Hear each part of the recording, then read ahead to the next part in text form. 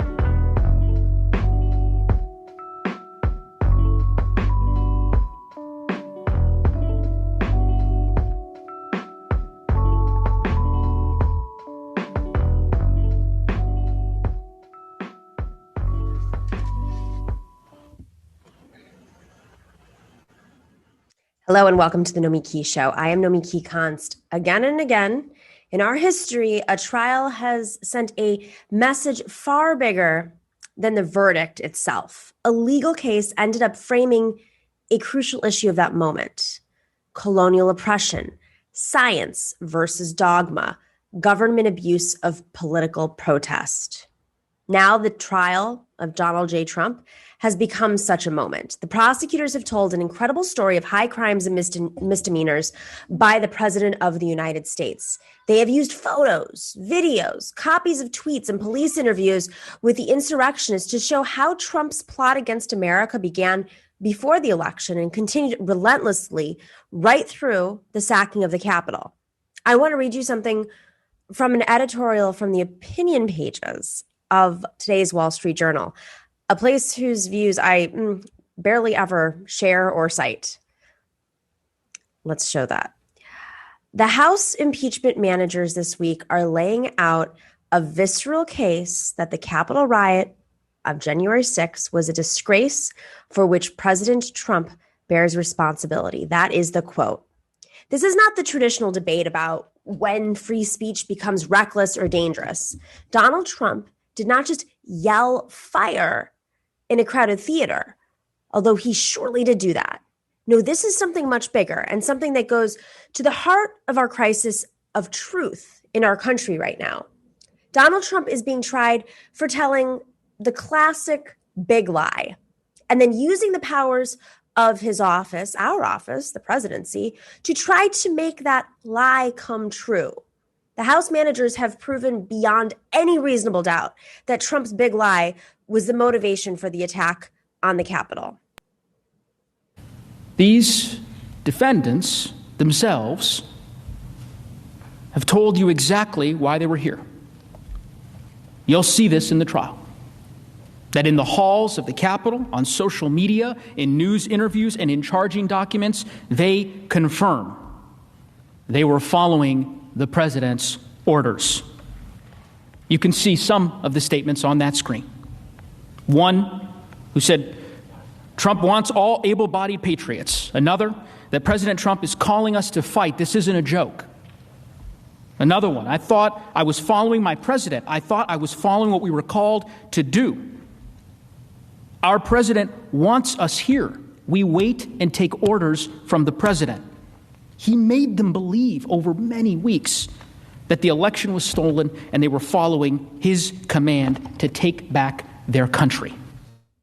The House impeachment managers are asking the senators to vote guilty because elected officials have a responsibility for the impact of their words.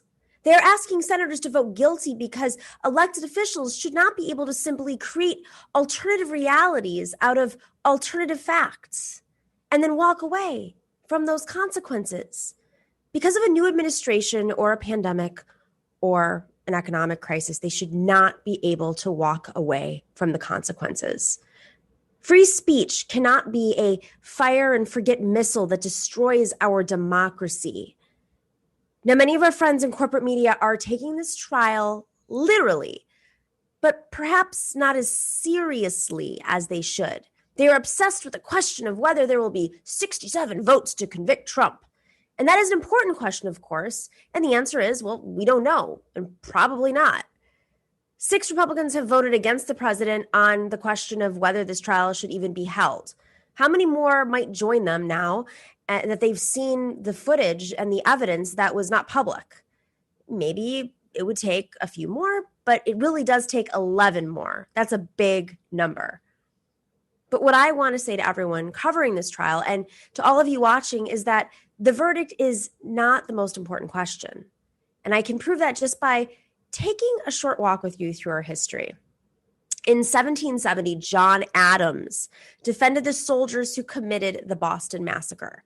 He laid out the case that it was not the soldiers who were responsible, but their masters in London, the king and the parliament, who created the confrontation by oppressing the colonies.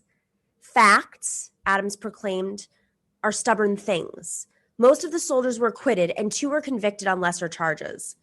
But those facts Adams laid out were spread widely from the trial and fired the American Revolution. Or remember Clarence Darrow's defense of John Scopes, who was charged with breaking the law in Tennessee by teaching evolution to his high school students. And in 1925, Scopes was found guilty. But the argument streamed across the country by that new medium of radio made a compelling case to follow the science. Sounds relevant, doesn't it? And of course, this look back would not be complete without mention of the trial of the Chicago Seven, which backfired on Nixon's Justice Department. William Kunstler used the defense to strip bare the unconstitutional behavior of federal authorities. Facts are stubborn things. Science versus dogma. Government abuse of power. The message of these three trials are important to us even now. Those in corporate media would do well to remember this history as that's the meaning of this trial. Sure, it would be fitting and proper to convict Trump. I get it. But there's something much, much, much bigger at stake, even if the conviction doesn't happen, which probably won't. The great Czech writer and statesman Václav Havel called it living in truth. Totalitarians thrive on the big lie. To stop them, you got to live in truth. That is the question this trial forces us to decide right now. Will we be a country that lives in truth, or will we be the kind of country that does not? These are the questions that we have to ask, and we will find out. Today, we have a great show. We have Arun Chaudhary and Chris Rabb on, as it's Thursday. And before that, we have Eric Blanc on to discuss the teachers' fight in Chicago, the latest on that, and the latest on the Alabama workers who are organizing right now in response to Amazon. We'll be right back right after the break.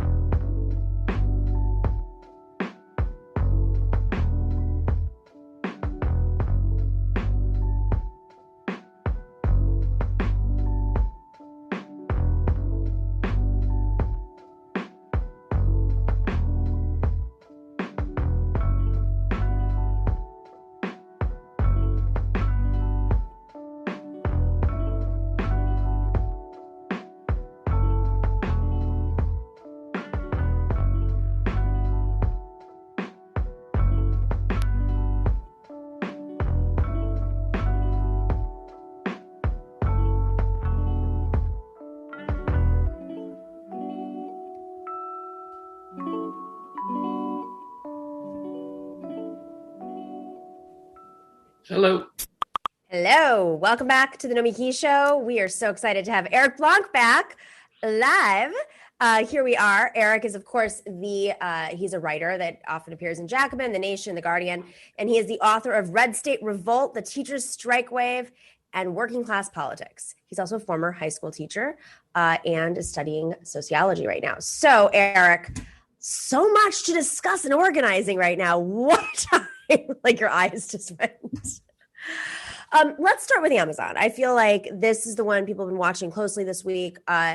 there has been a lot of news in the last couple of days. The Intercept just broke an article. I don't know if you caught this, but it broke a few hours ago about how former FBI officials tapped for Amazon's growing security apparatus. This all happens in light of organizers in Alabama who are trying to unionize and who are voting to unionize as Jeff Bezos steps down and moves to the board, as investors in the UK and the EU and here as well, and in New York City claim that they will divest if Amazon keeps pushing back on unionizing. How critical is this? I mean, you're a student of like understanding labor and the history of labor. Like, how unique is this situation? Yeah, this is big. It's a really big, and I think that the reality is Amazon is the nut to crack if you're organized labor. So the stakes are really high for both the capitalist class as a whole and really for all working people, because Amazon is not just one of the most profitable companies in the world, but it sort of sets the standard for what can be done to working people generally, right? Particularly like the dehumanization aspect. It's not just the low wages. It's not just the union busting. It's not just the sort of lack of health and safety. I think one of the particularities of what makes Amazon sort of like so despicable is that it's pushed us back to a place where our fellow brothers and sisters in this country are basically treated like robots. It's like the old assembly line. So when you read about and you hear the testimonies of Amazon workers who are working in the warehouse, for instance, in Bessemer in Alabama, where they're trying to unionize, they have this thing called TOT, which is basically keeps in track of how much time off the clock you're doing. And that includes going to the bathroom. It includes just stretching. And you can get fired if you have any transgression beyond this extremely limited amount of time where you're not just doing the task. And so you see this regression basically just to treating human beings like robots and slaves. And that's ultimately, I think, what this is about. It's not just the wages and everything else. It's about just basic human dignity. They have like one of those wrist monitors. I mean, knowing how long you're stretching, what is that, like a heart monitor? The walking devices, the Amazon ones, I should say. Yeah, so it's like Taylorism. They're tracking every single piece of your movement. They're tracking every piece of time you have. Oh my God. And the only way you're going to change that is through unionization. And that's what Amazon's terrified of. And it's why the stakes of this are so high.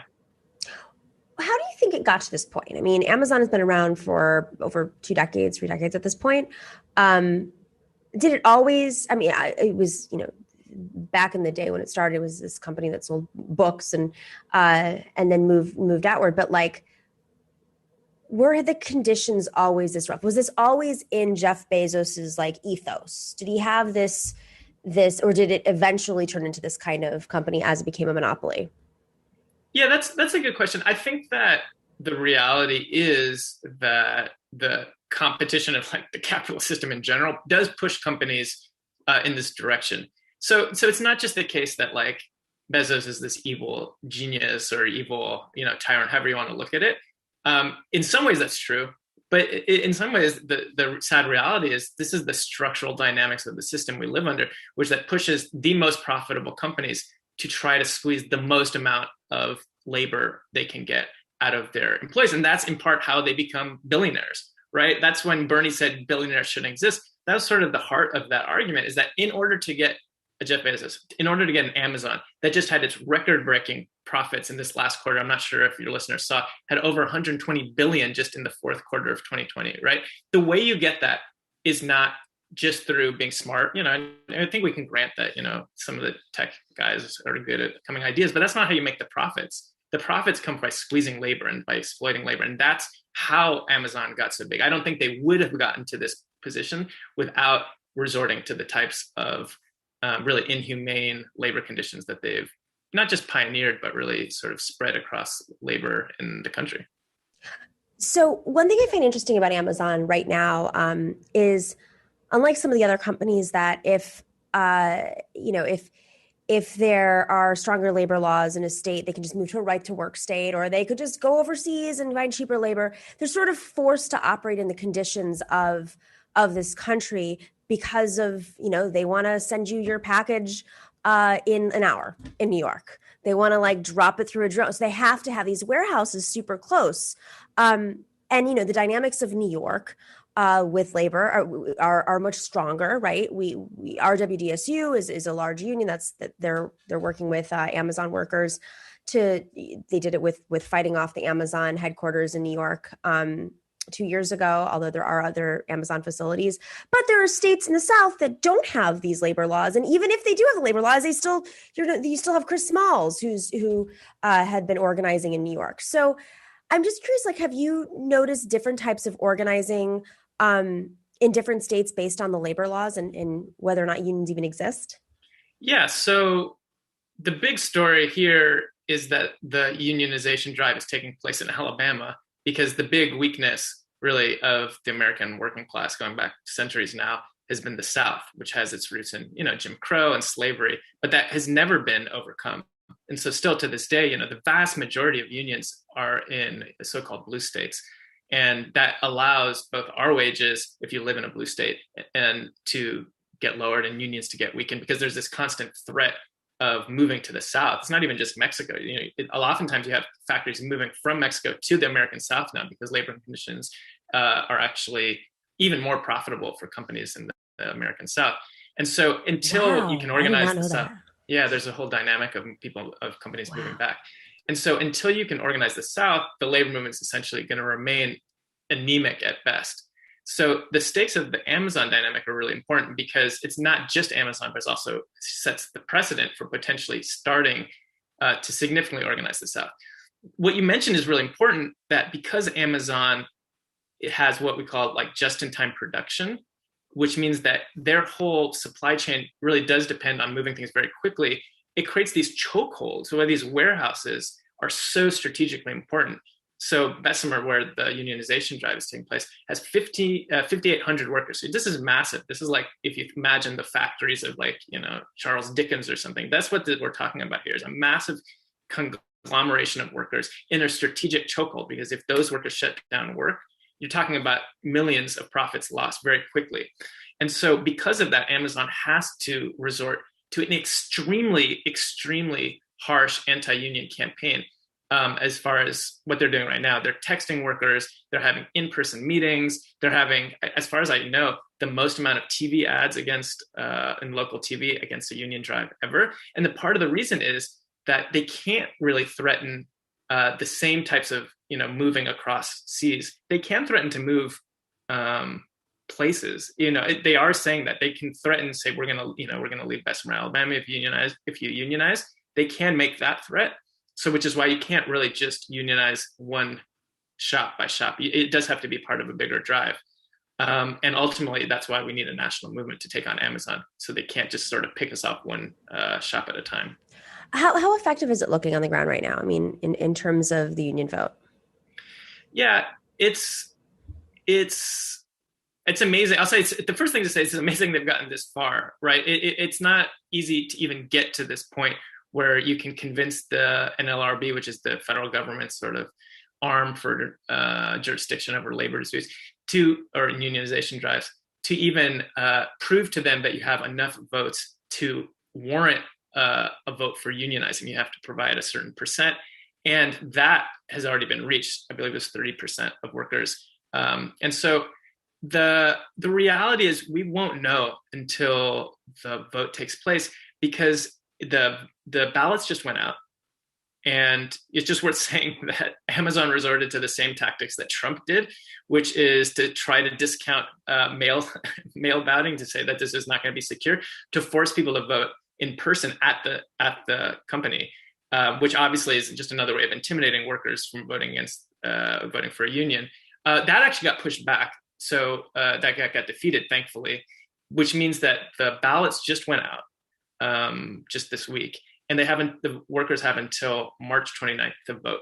And so if you get 50+1, you can have a union. The difficulty is you have 2 months now in which Amazon is doing everything in its powers to scare workers from unionizing. It's just shock and awe, every single thing. They're having in-person meetings with workers, trying to scare them off. It's just, they're throwing the sink at them. So because of that, it's very hard to know that even if you had a majority of workers before this, there's no guarantee that by the end of this, you're going to be able to have every subboard.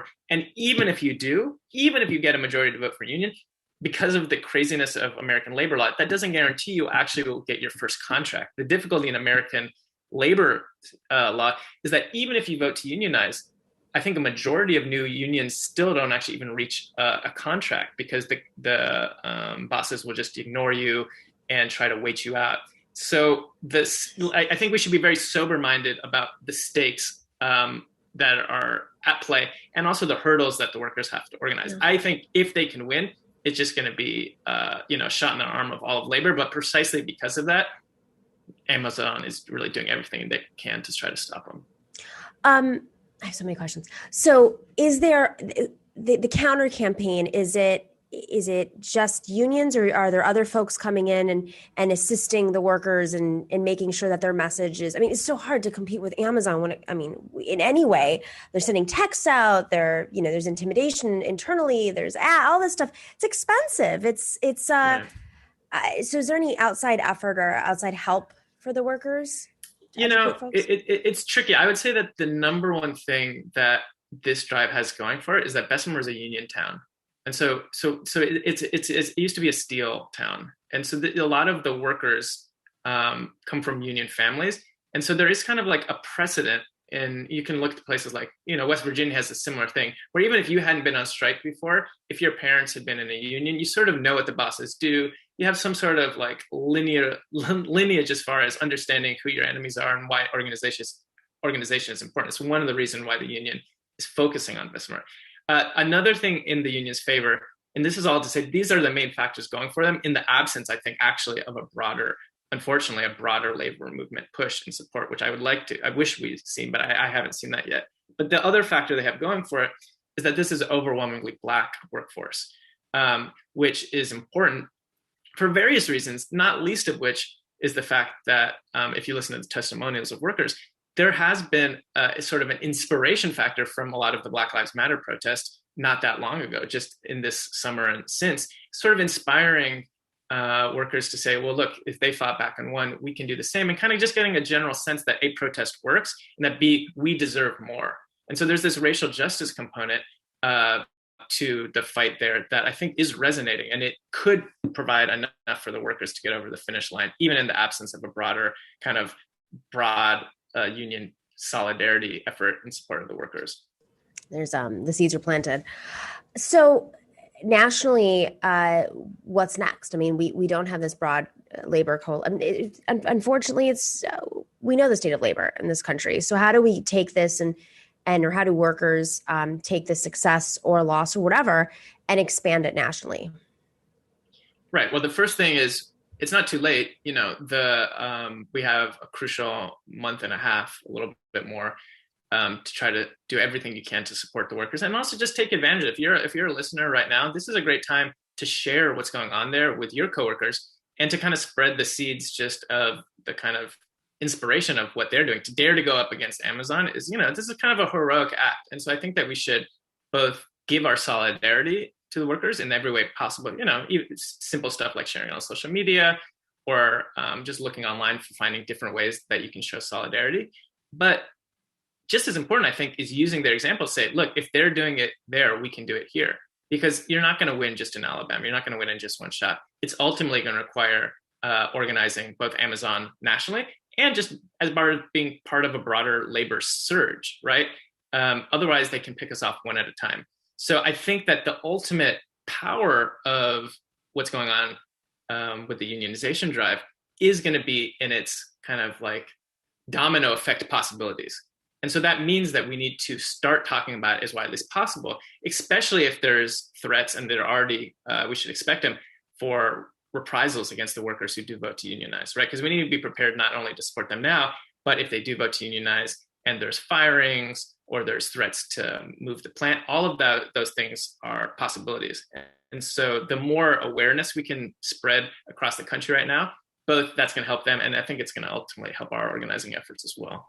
Has Biden given any sort of signals Your face. Okay, thanks. That's a good question. I don't know. That's actually a really interesting question. I haven't seen him say anything about it. It's possible he's done something pro forma.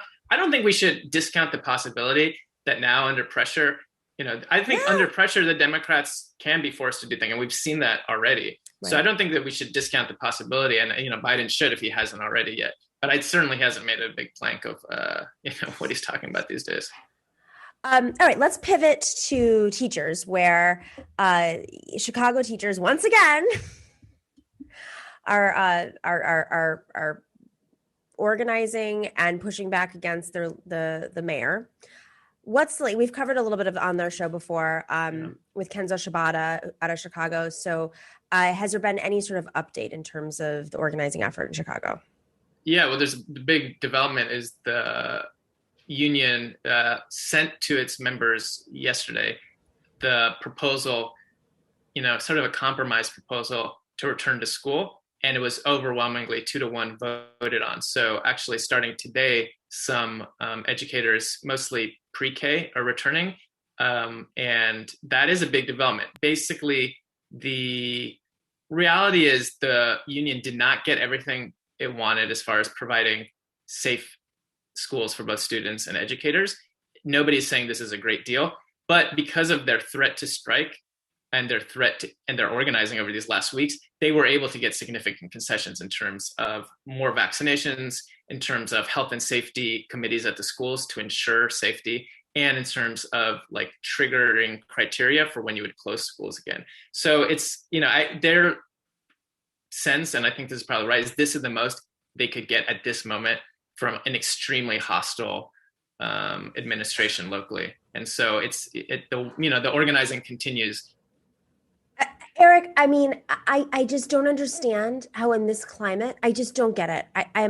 I know you guys have been through this many times before, and especially under Rahm Emanuel, where it's just, I don't get it. I just don't understand how a Democrat in Chicago in this moment can be so adverse to unions and teachers. When charter schools, I mean, I thought that the word was out among Democrats that it was a flop after Betsy DeVos. How can you get away with this? Maybe I'm completely blind and don't understand the dynamics at play, but like, how?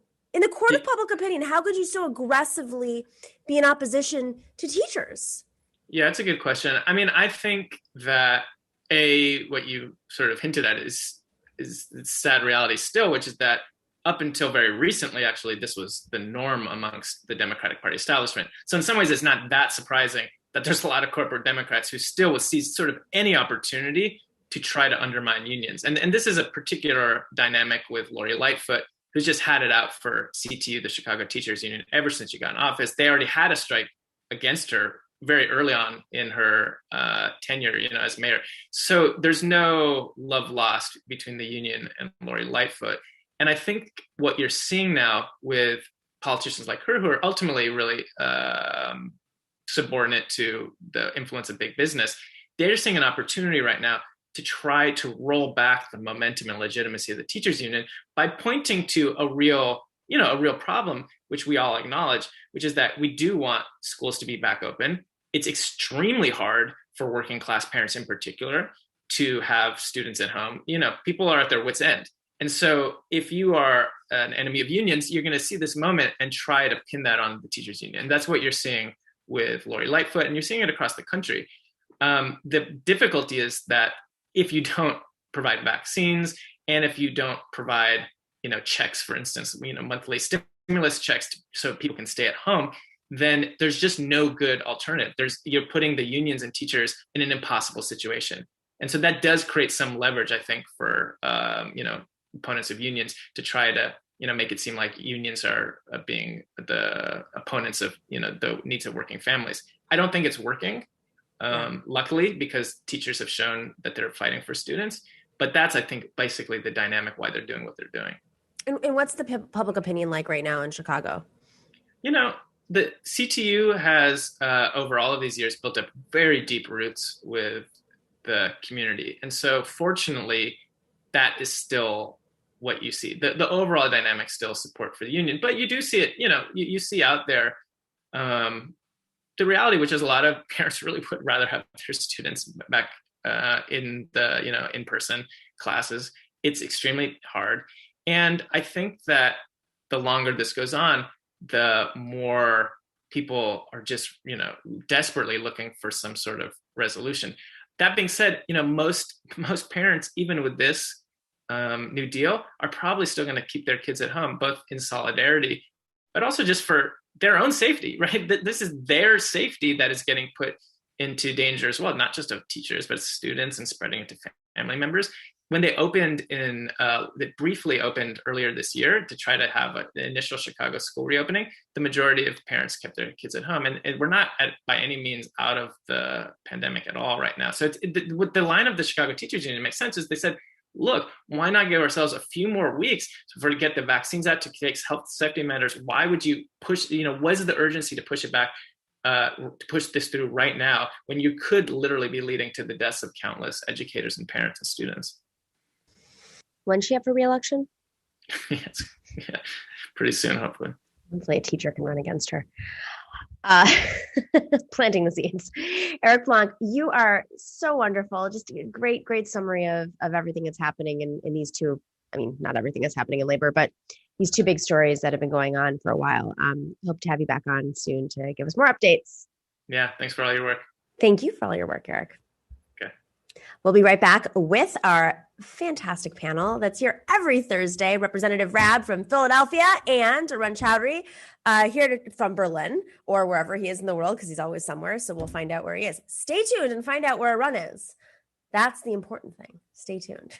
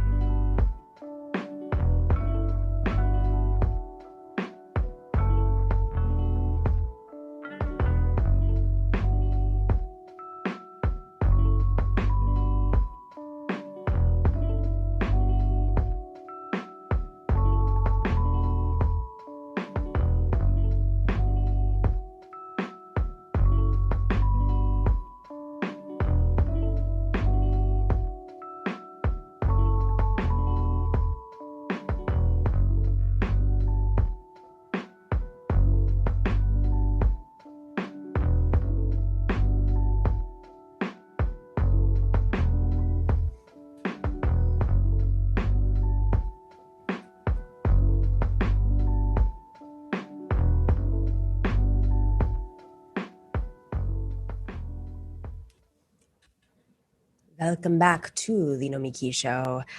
Have you guys heard about our book club? Very exciting. We did an enlightening interview with Josh Fox, who's the author of our first book for February. It's called The Truth Has Changed. It is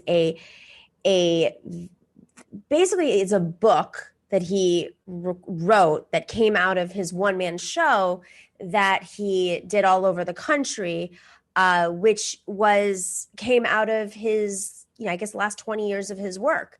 Josh started off in the theater, and he covered the 9/11 and the Iraq War, and saw how truth sort of shifted through all this, how we related to truth in politics, how we diagnose truth. And he, of course, part of the 2016 campaign, and he fought the oil industry, and he saw how the oil industry used misinformation against him and others who tried to, push back against, whether it was fracking or other, pipelines. So the whole book is just about how truth has shifted, and and there are political mechanisms out there that have rapidly shifted the way that we process or understand truth. Of course, Cambridge Analytica being the one that many of us know now. Great time for this book because, post-coup, post-Trump, I think it's a good moment for us to process how we got to this moment. And I've seen the show many times. I've read the book. It's going to be coming out in film as well in the coming months. And even after all of that, I read it again and had this conversation with Josh, and it was just the perfect moment to be discussing these issues. So go check out our book club. It is at patreon.com/thenomiki show. There are 3 levels. You can read 1 book a month with us, 2 books, or 4 books a month. And we just announced our partnership with Verso Books, who will be working with us with our book club. We will be releasing books to you, sending them to you as they are released through Verso, and hopefully having conversations with authors if they're available or alive. That's what people always ask. All right.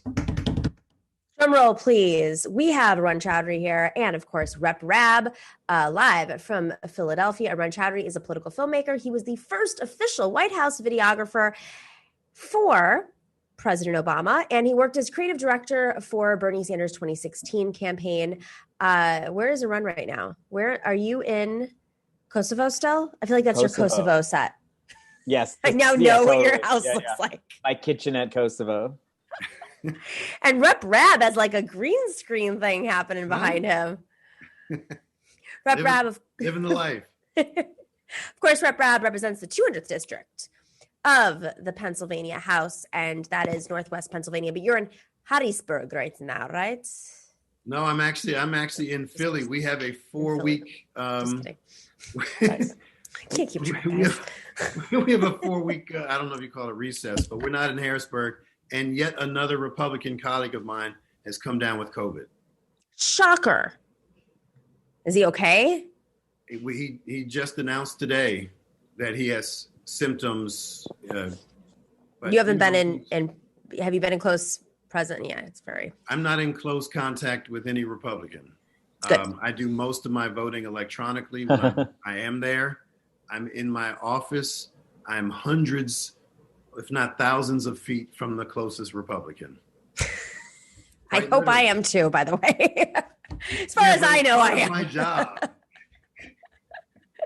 That's great. And so Arun is thousands of miles from the closest Republican. He wins. He wins. Where in the world is Arun Chaudhary? We're going to have to do a segment like that now. All right, guys. Man, okay, busy day. Before we get to the big news of the impeachment, I want to start off with this clip. I saw it right before coming on. There was a guest on Fox News. There's so much Fox News stuff happening right now. It's like candy, but it's also horrifying because it's indicative of how we got to this point, which is why I think it's important that we watch these things. So one of the guests on Fox News is an evangelical Christian radio host and naturally a financial advisor. His name is Dave Ramsey. And I mentioned financial advisor because he talks about these stimulus checks and whether or not people really need them. Let's play that clip.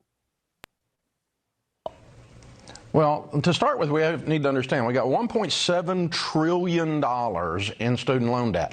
$192 billion out of that. Not so much. Let's do some ratios, folks. If we're going to do math, we probably ought to play math. Now, on top of that, when you dig into it, the whole idea that student loans being forgiven is going to stimulate the economy, that assumes that people were getting ready to pay them off this year and instead would use that same $40,000 that they were getting ready to pay off their student loan and stimulate the economy with it. Again, that's economic hogwash. It's smoke and mirrors. It's simply not going to happen. Dave, I just think there's a moral hazard doing this. You're young, absolutely. You signed a financial contract. You have an obligation to pay that money back.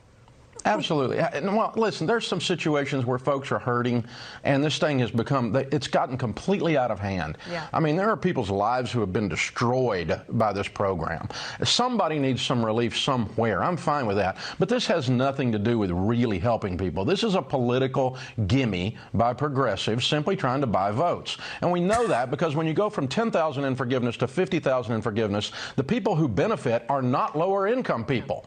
The vast majority of people that have an average income or less have less than $10,000 in student loan debt. Mm-hmm. The vast majority of people who would be blessed by moving it from 10 to 50 are high income earners. So again, this is all political rhetoric. It's not Dave, reality. You come from an interesting perspective. You talk to Americans across the country every day on your radio program. Yeah. What do you believe is the right number or the right answer for the next stimulus It's getting check? better, guys. Well, I don't believe in a stimulus check because if $600 or $1,400 So what's the right changes your answer? life, you were pretty much screwed already. You got other issues going on. You have a career problem, you have a debt problem, you have a relationship problem, you have a mental health problem. Something else is going on if $600 changes your life. And that's not talking down to folks. I've been bankrupt. I've been broke. And I work with people every day who are hurting. I love people. I want people to be lifted up. But this is, again, it is just political rhetoric, and it's just throwing dollars out there. It's peeing on a forest fire. It's absolutely ridiculous. Everyone's just like, there's so much to this. Listen, guys, all you got to do, if you're struggling, if you got some student loans, if you got like 300,000 in student loans, just start a church and a radio show and become a financial advisor and be white. And you will be fine too. Why did you do that to us? I know that was a lot. That was a lot all at once. I don't know if I can forgive you for that. Because this is what's happening. It's important. Like, Donald Trump-ism is not going away. And this is, Fox News has been losing. There's more. Oh, wait, you've got more coming, guys. No. They have been losing their minds. But this is also what Joe Biden watches. Like, you have to keep in mind, like, we got to watch as progressives because that's what they're watching. They're reading the Wall Street Journal. They're reading the Financial Times. They're watching Fox News because that's kind of like where they're pressured. I mean, but this is classic, just sort of the Republican worldview, as incoherent as it is. This doesn't feel like Trumpism to me. This is the regular stuff. Yeah. And no, I think it just shows you, at the heart of it, like, yes, there's this big ideological divide between like the Trump Republicans and these, Lincoln Project Republicans or whatever. But what you're hearing here is like the sticky center that unites all of the beasts, right? Like just this idea. And the problem is at the conclusion, you end up saying like this very reasonable thing in this derisive way, which like, if you had enough pee, you could put out the fire that way. Like it's, acknowledging like, yes, this could work, Ron, that's a tweet. You got to, if you had enough pee. Wow.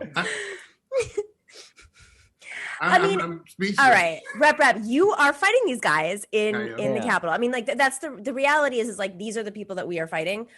These are the messages that are coming at us, not just on the Republican side, but on the Democratic side with less of this insanity.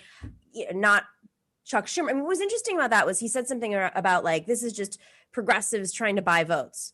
Most of the progressives that I know that are pushing this forward are in very safe districts where they don't got to buy anybody's votes. They're getting 78% of the vote. Like yourself. Yeah. This is, we're talking about a wide swath of America right here. We're talking about the symptoms of a business model the Walmartification of academia and higher education.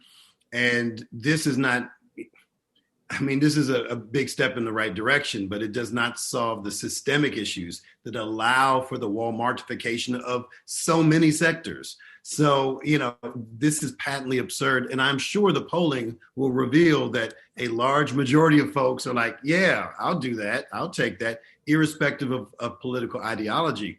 But I just want to go back to my colleague who that they say has COVID. He's this really small government guy, right?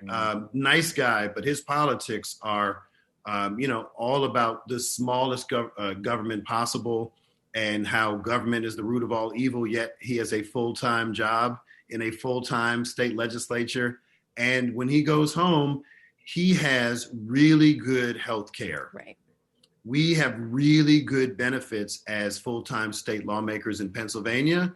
He doesn't have to see a bill. He doesn't have to see any of that. And, that's okay for him and his family. But when we talk about just helping folks at their lowest, somehow it applies, it's okay for you, but if it's anybody else, then there's that moralistic view, like, oh, well, we're just giving stuff away. And that's the essential hypocrisy of the Republican Party, right? Because if you don't believe in government, why are you even in it? Well, because they want tax breaks. That's why. I mean, you could lobby from the outside, or you could lobby from the inside, or you can meet your friends in between. I mean, that's what I kept seeing with that, was like, this guy has no problem lobbying for his tax breaks that he didn't earn. And it was, I don't know. I just thought they were saying stuff out loud that like wouldn't be said 20, 30 years ago, but maybe I'm wrong. Well, the part that wouldn't have been said, which is maybe interesting just in terms of the trajectory of the government. And we've talked about, and of rhetoric, and we've talked about it here before, is this kind of over concern for, well, what if rich people take this? And like, maybe this is something good intended for real folks, but we're just going to let the privileged take advantage of it. I don't think that's something you would have heard 50 years ago, because they wouldn't have cared. It would have been just like, people who want stuff are bad. Now I think they are finding sort of things that seem to work with their more angry and maybe more populist membership. That is a little flavored slightly differently. Like that was definitely normally would have been up to a 4, and here was up to a 7. You know what else kind of, it felt like there was a little bit of a dog whistle of, because the Fox viewers, many of them might have student loans, probably have debt, probably would like those $1,400 stimulus checks, or $600 or $2,000, whatever it is. My guess is the majority of Fox News viewers do qualify and want them. But the way that he is saying is more like, no, but it's those other people. It's the illegals. It's the people of color. It was a dog whistle. So again, it's this like pitting, them versus the others that are stealing their jobs, whatever. It's another version of that I feel like we're easing into. Yeah. Tucker Carlson, it gets worse, guys. And I'm sorry to put you through this torture, but he's the one who's mixing this stuff up the best. So I'm actually excited to see whatever you're going to show me. I mean, listen, Rabb, you're from a purple state. You got the Trump people there. And Arun, you are a media guru. So I want to hear your psychological, like you want to take down his strategy here. So Tucker Carlson, who I think is the most fear, I have the most fear of him, either in terms of like a political future, if we were ever going to have a Trump again. I don't see anybody who has a career that Trump had 20 years ago when he was on The Apprentice, most successful show on TV.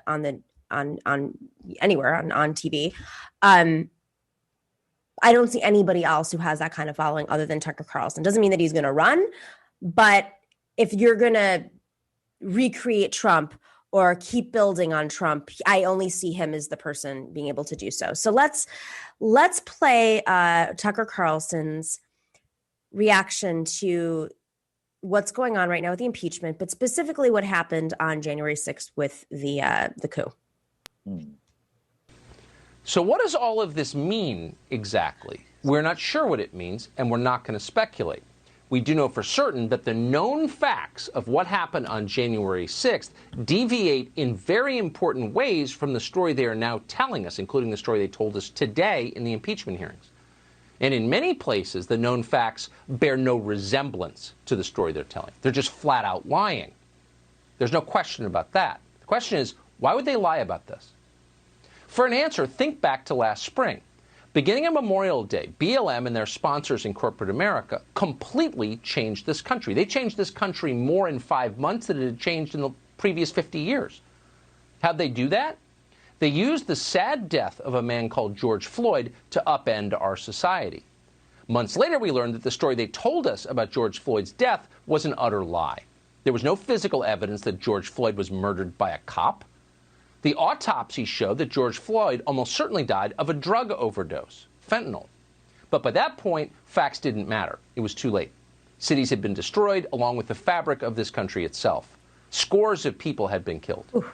Democratic partisans used a carefully concocted myth, a lie, to bum rush America into overturning the old order and handing them much more power. It worked flawlessly. So why wouldn't they do it again?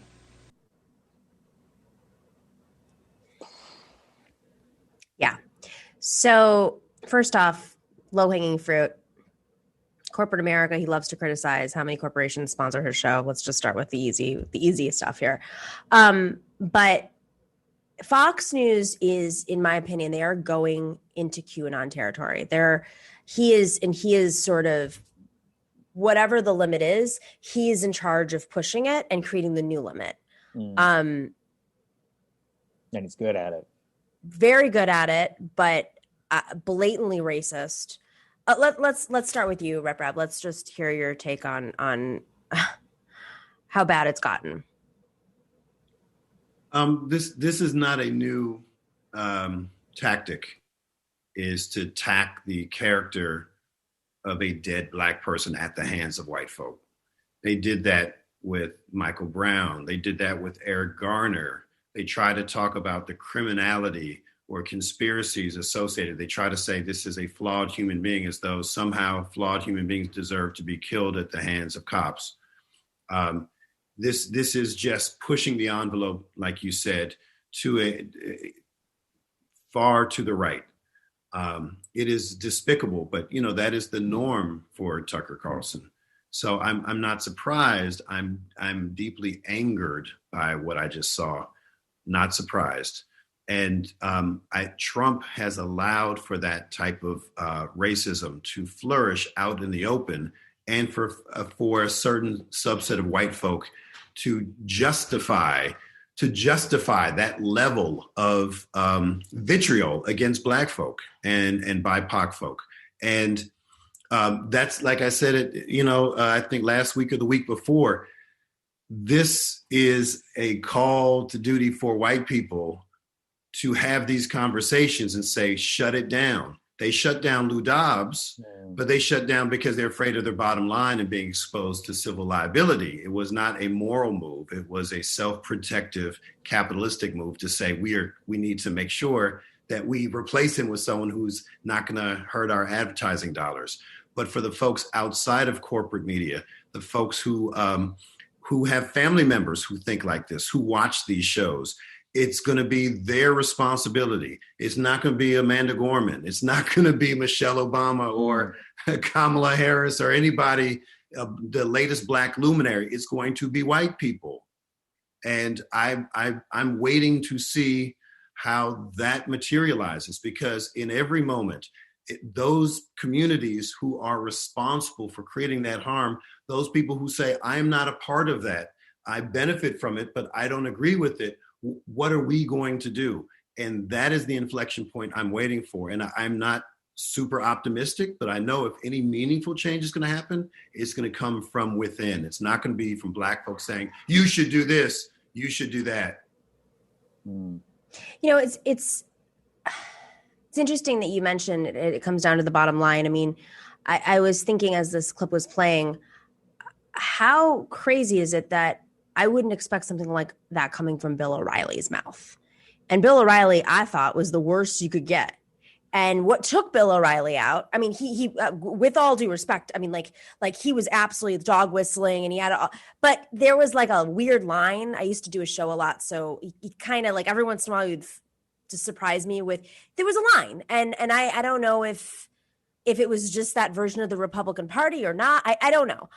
Maybe it was just the rules of Fox News. Maybe it was just pre-Trump. I have no idea. But what took him out was the bottom line. Well, it came down to advertisers being so disgusted by the countless allegations, advertisers, worried about lawsuits, whatever it is. You still have Laura Ingraham, whose own brother says that her father was a Nazi, and she's had really strange comments when it comes to her leanings in terms, without putting anything out there and getting attacked for it. You can go Google it. They have a lineup that is just effing out there right now in ways that I worry about, like, how this it doesn't need to continue in the Q spaces. It's right there on Fox News. And the Q spaces have actually made it so that Fox News is like, oh, we might lose our supporters, so we have to go further now. You've been watching this stuff happening abroad. I mean, this is not new. Comedians having shows, pushing these ideas out, not new. Right-wingers going on mainstream media, pushing it more, not new. But it cultivates these fascistic movements. And it's just finding more and more fertile ground. I mean, I think it was always there. I think you can find, crazy conspiracies, paranoid style in American politics certainly was written a long time ago. Like, all these things are out there, but it's just, the polarization and the willingness. And I think some of it isn't the technology that we live in. It's not that QAnon is online. It's not that we're getting our information off Facebook.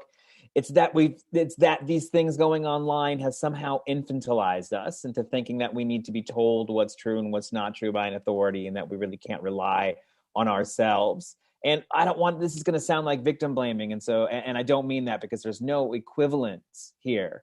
But, just like Ginger Rogers had to do everything Fred Astaire did backwards and in high heels, and every person of color will tell you, we have to do a much better job at work than everyone else, and, definitely not get angry about it, et cetera, et cetera. The responsible journalists have to not engage in things that people know are not true, because this is what happens. When you have, your Rachel Maddow's kind of really getting over their skis on like Russiagate and stuff like this. And because it was hot and like it sold some papers and et cetera, people really pushing in on things, it does create a more fertile ground. People are like, well, Tucker Carlson saying that they're lying about this, and I know that they were lying about that. And it all just becomes a big, huge mush because people aren't self-reliant. There isn't the inner gatekeeper as much anymore. And that's the real social erosion that's happened. People talk about fake news this, fake news that. It's the erosion of our inner gatekeeper that scares me more than sort of the willingness of people to say extreme things, because I don't think that that's new. And calling it out whatever the source, if that's coming from Democrats, right? If it's coming from, listen, you can see stuff on MSNBC or CNN. You don't have to just go to Fox News or Newsmax or whatever. You can find this everywhere. Anytime you soft pedal white supremacy, you're part of the problem. And if you can't, and I've been saying this for years, if you can't say the term white supremacy or systemic racism or structural inequality or heteropatriarchy, whatever multisyllabic word that represents the reality that has allowed us to experience this multi-generational shit show that has hurt millions of people in urban, suburban, and rural areas, then you are a part of the problem, right? And reality is, corporate media is an extension of corporate America and Wall Street. So just the expectation that to believe that they're going to speak in good faith and in great depth about the very things that the corporations who advertise on their shows and the corporations that own the media outlets is patently absurd. But if we don't have the level of media literacy, I know Arun talks about this, we don't have the basic media literacy and to connect it with the civic literacy around this, then we're just chasing our tails. And at what point do we wake up and say, we need to learn about the context in which all of these decisions are being made and how language is used and how it's all connected? Then we're not going to actually move ahead. And so I just saw that they, Aunt Jemima, they removed the name and they put another name on there and so forth. but they're still selling the same crap, right? That causes obesity, that is full of all kinds of chemicals, and it's going to be disproportionately bought by poor people, Black folk, and so forth. So even if you don't have the minstrel on the package itself and the contents in that package aren't really helping us. And, it's a metaphor for all of the kind of consumeristic, hyper-capitalistic things that we don't actually discuss in a meaningful way. How many times are people conflating democracy and capitalism, or free enterprise, the myth of free enterprise? Mira Tandon is a perfect example.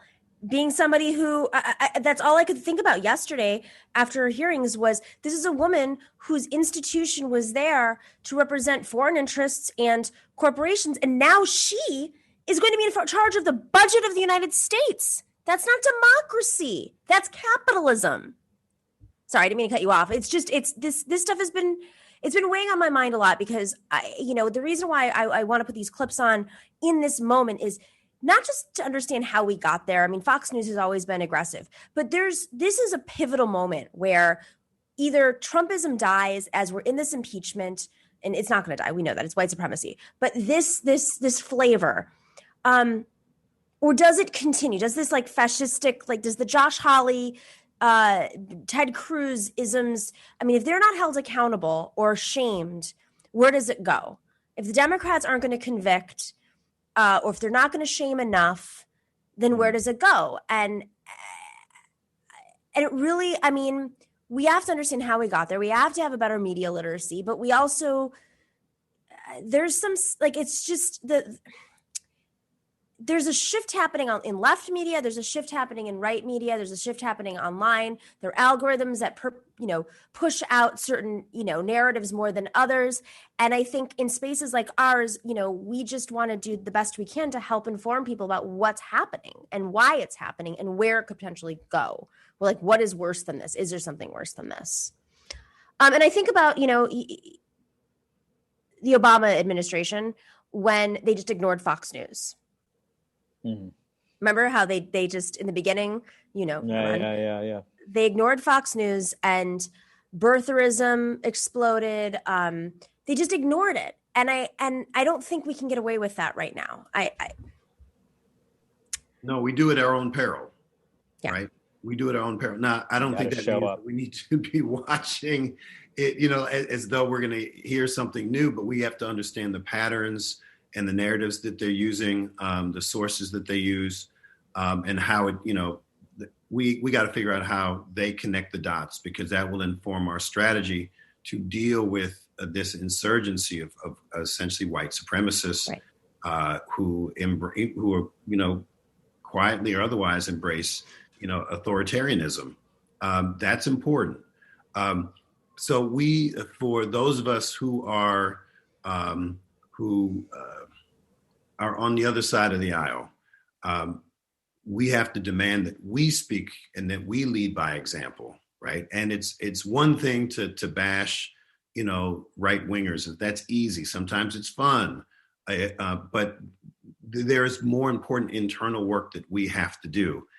There's so many blind spots that Democrats have, that liberals have, and we have to address that, because what happens is it makes it really easy to just distract ourselves and focus on the QAnon folks, when the folks who are in the rooms are corporate extensions of the Republican and Democratic parties. And we need to hold their feet to the fire as well. We need to say how they are complicit and how we are complicit when we don't hold them accountable and say these policies benefit Wall Street. They do not help the people who you claim to support and represent, even though the folks on the other side have no interest in representing those groups. It's not about how we compare ourselves to conservatives. It's how we compare ourselves to our best selves and our espoused values. And that is hard work.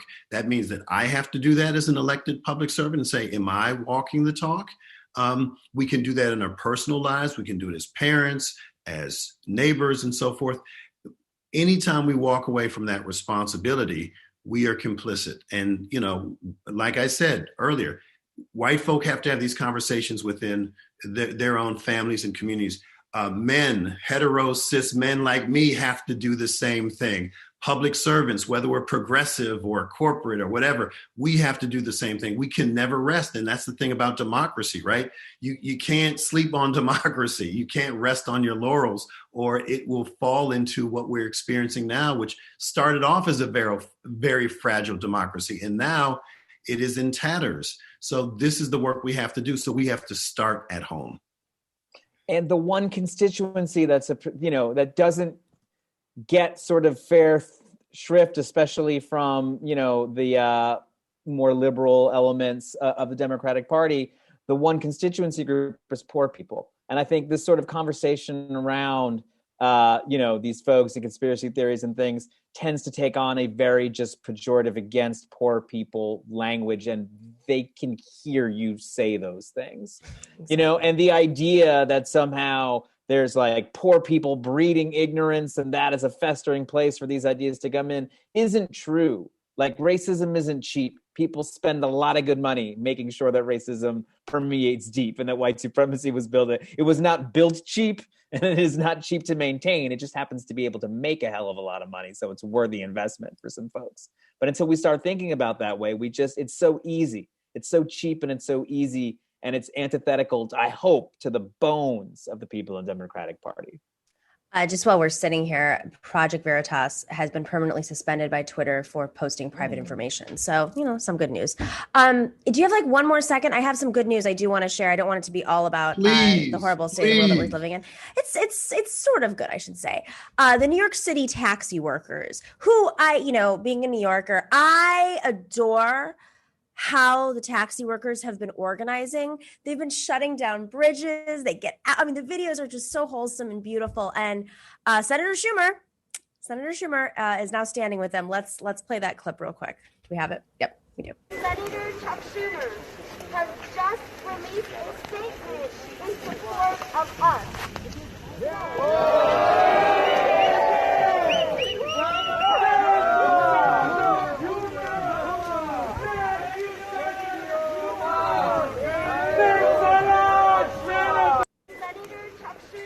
So I love this because, it's been a long fight for taxi workers, but this has obviously big consequences. I mean, there have been several cities around the world that have banned Uber and Lyft and in support of their taxi workers, but it seems almost impossible in this country. And this is, I think, a great step in that direction, even though it's debt relief. But, for folks who don't know, the medallions that have gone down, they're basically worthless at this point. And there has been several suicides from taxi workers in New York. I'm sure it's happening in other cities as well.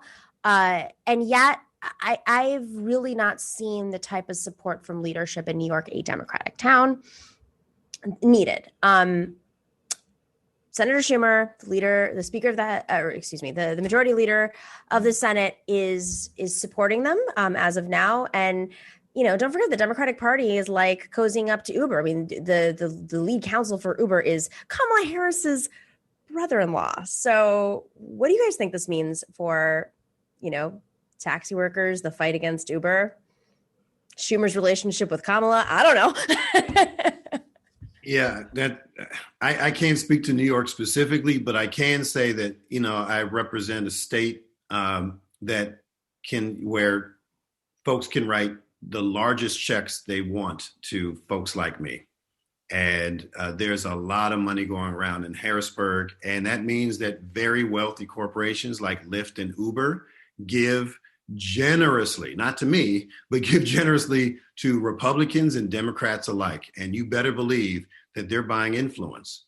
And any bill, and I'm working on a bill around transit network companies, TNCs.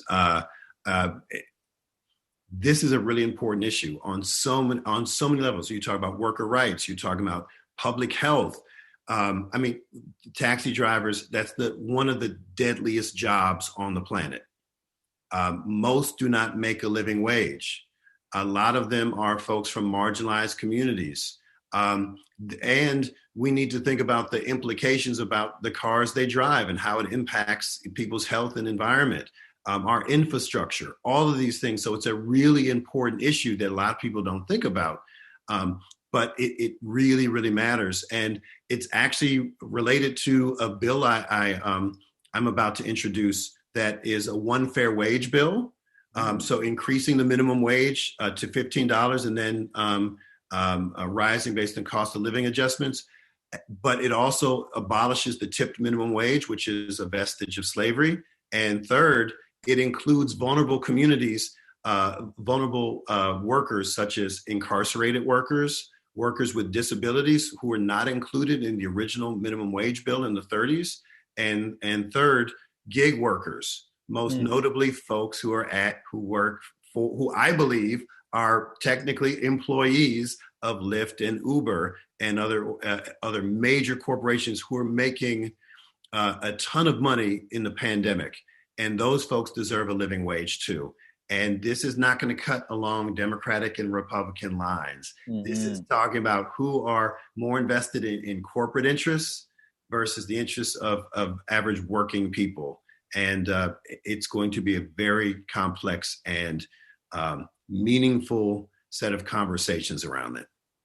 I think what Rabb said is so important, which is until we figure out a way for the interests of like medallion cab drivers and the Uber drivers at the same time, like, a platform that benefits both of them, there's not a solution to this. Otherwise, you can always pit one person against another person, especially when people are looking to make some bucks in a pandemic. I mean, come on, and the unions it is, of course, about protecting their flock, but I think there needs to be sort of more expansive vision about how to bring new people in. And there's just a lot of workers in this country and they don't know they're workers, exactly like Rabb said. They don't know. It's delightful to see this Schumer primary, though. It just keeps going and keeps giving. It just keeps giving gifts right and left. I mean, the man is running. It's beautiful. The man is running. Yeah. He's definitely running. I mean, listen, people mock him. He's a very smart politician. A Republican that I know from growing up called me up and like an operative, and he said, I think Schumer is going to be beaten by AOC. And I was like, I don't think she's going to do. She's getting more than she could ever get. Like, why would you stop doing what you're doing? Exactly. And with that being said, people dismiss how politically savvy Schumer and Pelosi are. They got to their positions because they weren't like she obviously raises a ton of money, as does he, but he was, he bucked the machine, and that's how he got into power. If you have a chance, maybe we should do a special on this where we talk about Chuck Schumer's rise to power, because just as Harry Reid's rise to power, these are professional politicians. They're like the Tammany Hall, the Plunkett of Tammany Hall kind of guys. Alphonse D'Amato was no dummy, right? Yes, Senator D'Amato. Yep. All right, Chris Rabb, Representative Rabb from the 200th District of Pennsylvania, and Arun Chaudhary live from Kosovo. What time is it there? You are I bet you're falling asleep. It is 10:15. Okay, maybe it's not that late. It's like dinner time in Kosovo. What time do they eat dinner in Kosovo? They do. It's not like Italians, or they're having like dinner at like 11 o'clock. It's more of a sensible kind of, 6 or 7 kind of maneuver. 6 to 7. What's wrong with that? But they probably start drinking at like 11. I mean, so do. Well, also we have a curfew, right. Of course. Also pushed up a little bit. Yeah. Yeah. Well, be well. We will see you next week. Everybody else, we'll close out with our shout outs here. Before you go, Rep Rabb, Fadi Anton says, Rep Rabb is a force of nature, a great man. Agreed. That's not my mother under a pseudonym. No, Fadi. He gives shout outs all the time. So keep up the great work. Left is best, says Ravi S. Prairie Fire Kowalski sends me a cup of coffee. Thank you so much. And always thanks to Professor Harvey K in the live chat and YouTube and Twitch. He switched to Twitch today. This is amazing. You guys don't have to stick around for this if you don't want to. And Mario Q, thank you for working the algorithms. As always, our moderators, Bob, Choke, and the Orb, and Chuck Diesel on YouTube, and Dorian Sapiens, A Difficult Truth, and Nug Wrangler on Twitch. Thank you for keeping those chat rooms troll-free. To everybody else, be well. To our patrons, as always, thank you. And to those of you who are part of our book club, hope you're enjoying The Truth Has Changed. If you've gotten it, if you haven't gotten it already, let me know. But we will be posting that first conversation about The Truth Has Changed today, I believe. So go check it out. And we will see you tomorrow for Femme Friday right here, 3 p.m. Eastern. Solidarity.